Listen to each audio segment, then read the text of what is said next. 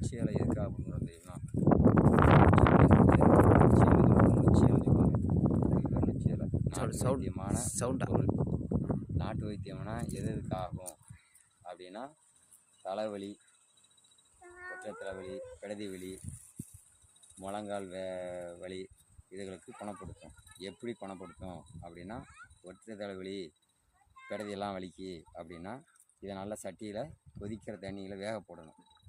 கணக்கார வேக போட்டு போடும்போது இந்த இலையை உருவும் போதேவும் பூ இலையோடு சேர்ந்து புழுவணும். ஆஞ்சி புழு இருக்கான்னு பார்த்து உதறி எடுத்து அதுக்கப்புறம் அந்த கொதிக்கிற தண்ணியில் போட்டு அது மேலே ஒரு 3 செங்காங்கட்டி செங்கல் கட்டியும் 3 கட்டியும் சுட போடணும். அடுப்பில் நல்லா சுட போட்டு அந்த கொதிக்கிற தண்ணியில் இறக்கி வச்சுக்கோம் இல்லையா, இந்த இலையோட வேக போட்டுக்கோம் இல்லையா, அதில் அந்த கட்டியை தூக்கி போடணும். போட்டால் குப்பு குப்புன்னு ஆய் வரும். அப்படியே போர்வையை பொற்றி நல்லா ஒரு முளை கேப்பில் முகத்து மேலே கவுத்து காமிச்சோம்னா ஒத்தா வேர்க்கும். பிடதி அப்படி லைட்டை திருப்பி விட்டு பிடதியெல்லாம் காமிச்சோம்னா அந்த வேர்வை அடித்த உடனே அந்த பிடதி வலி விட்டுரும். இந்த தண்ணி கொதிக்கிற தண்ணியை முழங்கால் வலிக்கும்போது வெதுவெதுன்றது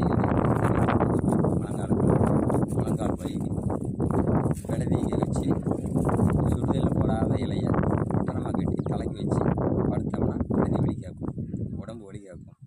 இதுதான் இதுக்கு உண்டான மாத்திரை இல்லாத மருந்து. இது சுத்தமாக கேட்குங்கிற நம்பிக்கையில் நாங்களும் செய்கிறோம், எங்களுக்கு கேட்குது.